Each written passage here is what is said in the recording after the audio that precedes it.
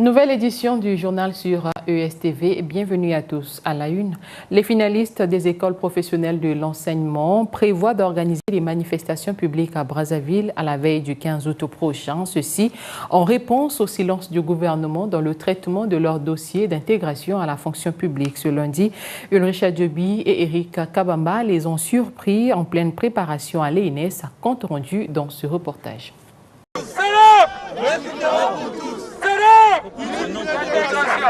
C'est une foule pas comme d'habitude qui a pris d'assaut ce lundi la cour de l'école normale supérieure. Composée exclusivement des étudiants finalistes sortis des écoles professionnelles de l'enseignement, la foule est ici pour un but bien précis. On est venu regarder le quota. On nous a informé qu'il y a le quota qui est sorti du recrutement et on est là pour entendre les conclusions avec la promotion. Là, on se retrouve pour finalement finir des stratégies de riposte. Si c'est une forme d'intelligence, une fois de plus, pour nous distraire, on va donc boycotter la rentrée octobre 2018. C'est donc cela le leitmotiv de leur présence, l'intégration à la fonction publique. Aujourd'hui, ils sont plus de 10 000 qui attendent le quota de recrutement, pourtant reconnu par l'État. Nous sommes 12 006 finalistes sur des écoles de formation. Et là encore, 2018 vient de finir. Nous devons prendre encore des finalistes de 2018, en sera autour de 15 000. Il y a un déficit de 20 000 enseignants. Par logique, il y a la loi 021/89 du statut général de la fonction publique qui stipule qu'une fois que vous êtes formé, vous êtes sorti d'une école de formation, 3 mois après, vous devez être recruté à la fonction publique. Mais sauf que l'État bafoue cette loi-là. Provisoirement, l'État leur aurait promis un quota de 5 000 finalistes pour un recrutement spécial qui aujourd'hui demeure sans suite. À cet effet, ces finalistes appellent l'État à sauver l'année scolaire 2018-2019 en prenant en charge leur situation avant au plus tard le 12 août 2018. L'État doit maintenant nous écouter. On nous a tellement distraits depuis 2014. On nous a même publié un quota qui n'a jamais abouti. En 2015, il y a eu sélection transmis officiellement au mois de février 2016 à la fonction publique. Ces dossiers-là jusqu'aujourd'hui s'est garé. Donc, nous demandons au chef de l'État et son gouvernement de réfléchir le plus tôt possible et pour sauver l'année scolaire 2018-2019. Ces finalistes viennent des différents sous-secteurs de l'enseignement, à savoir 1253 de l'ENS, 500 de l'ENBA et 2000 du CTF.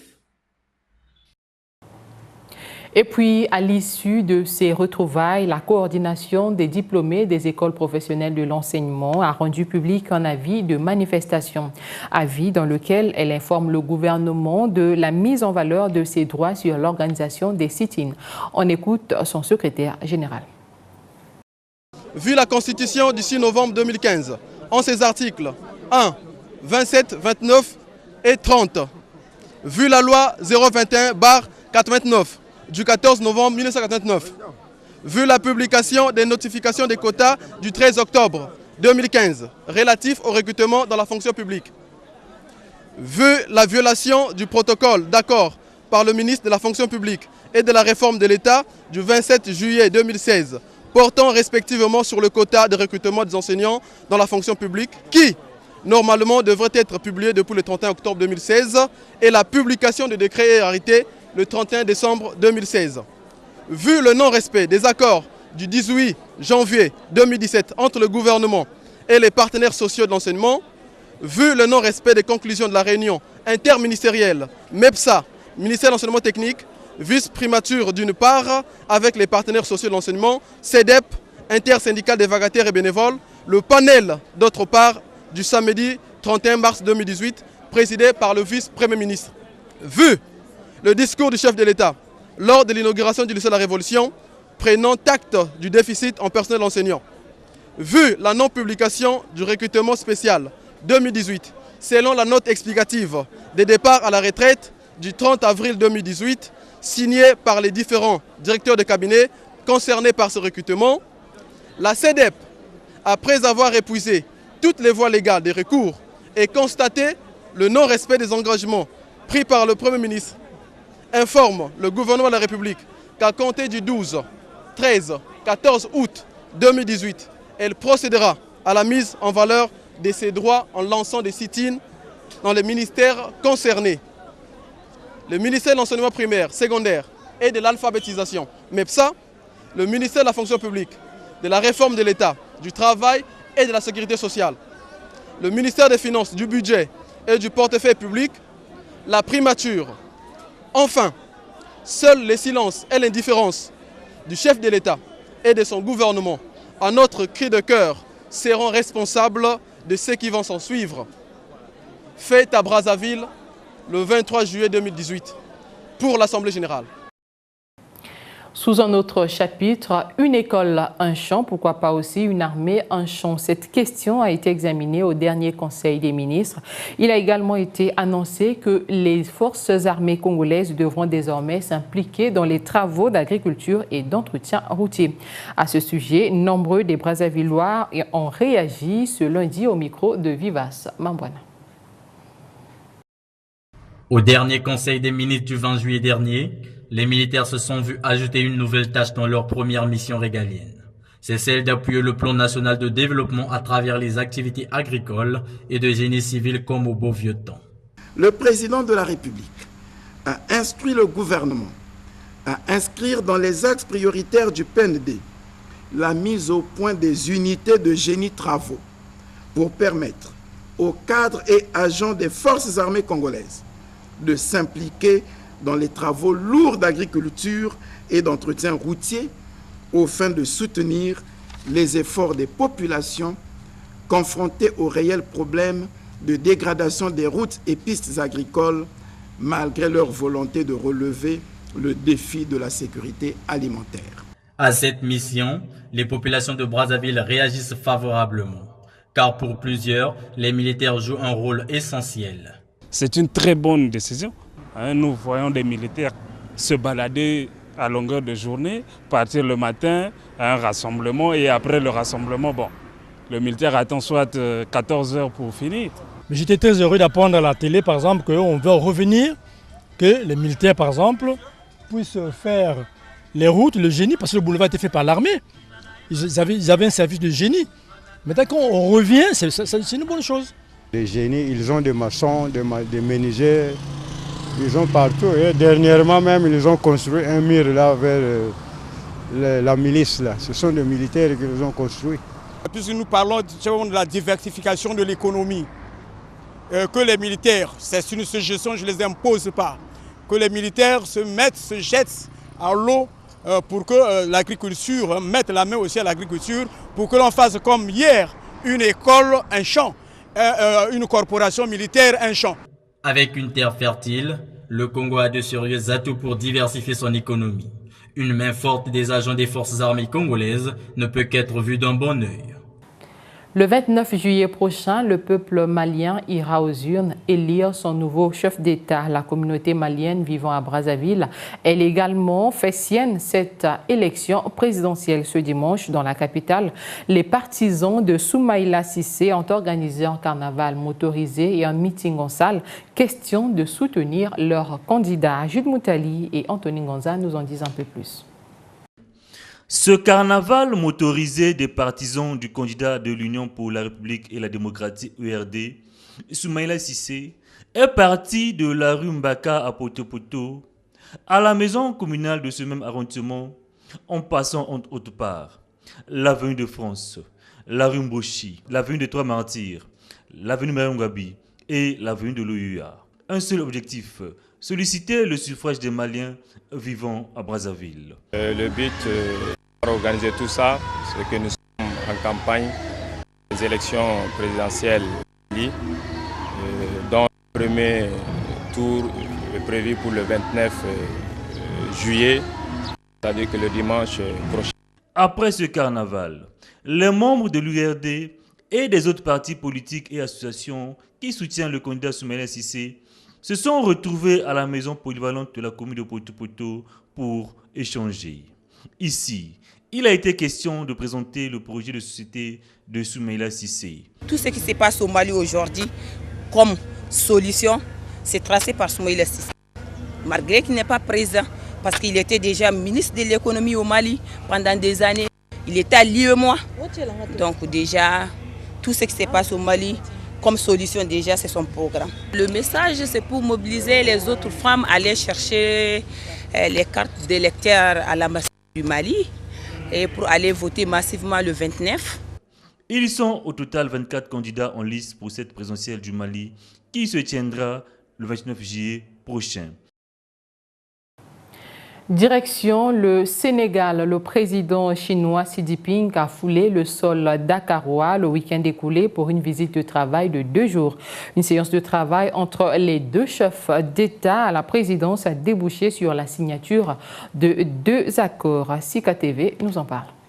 Xi Jinping au Sénégal, la visite du président chinois fut à pas de charge. Après le bain de foule fait d'un accueil particulièrement chaleureux, les 2 hommes se sont adressés peu après à la presse. Au menu des échanges, l'actualité internationale, les relations sino-africaines, mais surtout la coopération bilatérale. La Chine est un partenaire majeur et fiable. À ce jour, notre coopération compte plus d'une 40aine de projets et programmes et autres initiatives déjà achevées, en cours ou en perspective.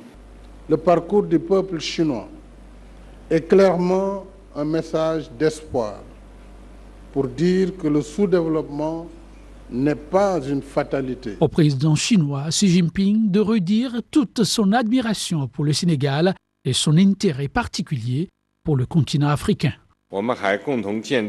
Chaque fois que je viens en Afrique, je peux pleinement mesurer le grand dynamisme de ce continent et je peux sentir profondément l'aspiration du peuple africain à une vie meilleure. J'ai le vif sentiment que ce continent recèle un énorme potentiel de développement et qu'il est promis à un avenir radieux.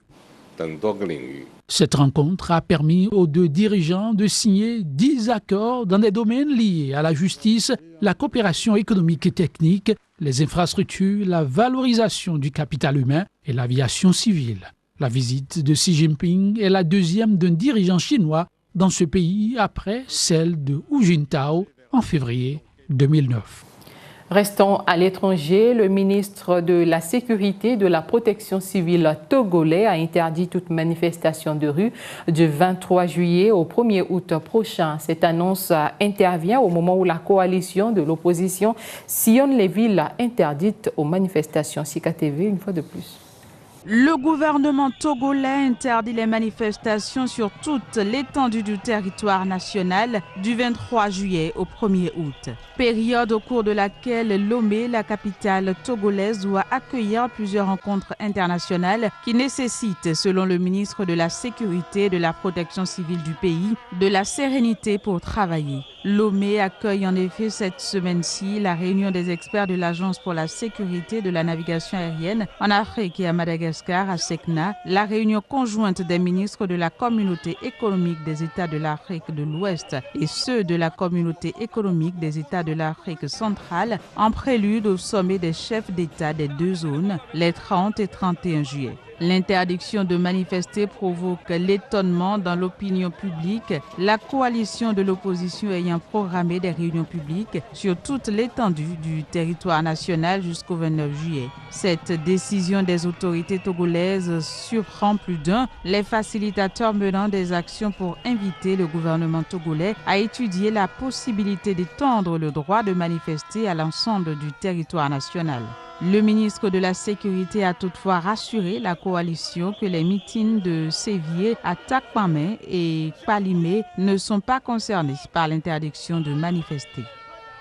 Revenons à Brazzaville pour parler sport. Les 24e championnats nationaux d'athlétisme démarrés le 20 juillet dernier au stade Alphonse Massamba Déba ont pris fin ce dimanche. La moisson a été bonne pour les athlètes de Brazzaville qui ont remporté près de 30 médailles en or suivies de Pointe-Noire. C'est le président de la Fédération congolaise d'athlétisme, Jean-Baptiste Ossier, qui a clôturé cette compétition. Et enfin, les 2 leaders du championnat national d'élite directe Ligue 1 ont enregistré ce dimanche des résultats différents. Diable Noir a été tenu en échec par Tongo FC 0-0. Son dauphin Asoto a eu raison de l'Étoile du Congo sur un score de 3-2. Le point complet de cette 21e journée avec Fidessa Gardiamba. Le match phare de cette 21e journée phase retour avait pour nom Étoile du Congo, As Otoo. En effet, lors du premier acte, As Otoo avait pris le dessus sur son anniversaire du jour, 1-0 à Oando, d'où cette ère de revanche. Aussitôt le coup d'envoi donné par l'arbitre Gambou, les Stéliens annoncent les couleurs sans trouver la faille. L'adversaire réagit et sur 1-2 suivi d'un débordement, Obassi bat le portier Nzila Pavel.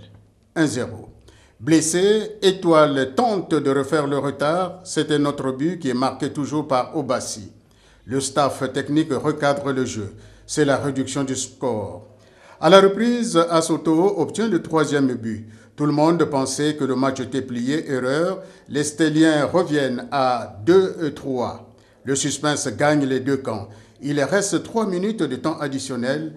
Étoile amorce la contre-attaque qui est stoppée par l'arbitre. Cette action a fait polémique. La revoici au ralenti, à chacun de tirer les leçons. La partie reprend par un dégagement.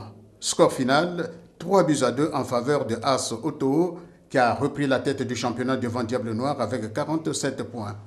Les Diablotins, de leur côté, ont été tenus en échec samedi par Tongo Football Club 0-0. Les Diablotins, en deuxième période, ont même raté un penalty. Le TFC a fait voir aux Noirs et Jaunes toutes les couleurs. C'est de peu qu'ils ont échappé à la défaite, gardent la deuxième place avec 45 points. Toujours samedi, FC Konzo et Patronage se sont quittés 2-2, 0-0. À Madengu, dimanche, AC Léopard a été battu par la Mancha 2-1. Les Pontenégrins occupent maintenant la 3e place avec 44 points. 4e, les Fauves du Niari avec 42. Saint-Michel de Wenzé, dernier avec 13 points, a été battu à Pointe-Noire par Nico Nicoye, 1-0 avant-dernier avec 16 points. V-Club et GSP ont fait jeu égal 0-0. Cette semaine sera marquée par les quarts de finale aller de la Coupe du Congo de football. Jeudi à Brazzaville, Diable Noir, AC Léopard et à Pointe-Noire, la Mancha, As Otoo. Ensuite, match retour de la Coupe de la Confédération phase de groupe. Le Cara reçoit dimanche 29 à 14h30 au stade Alphonse Massamba Deba, Djoliba du Mali. Aller 2-0 pour les Maliens. Arbitre de ce match, Ougandais, commissaire au match, Burundais. Fin de cette session d'information. Merci à vous qui l'avez suivi. Au revoir.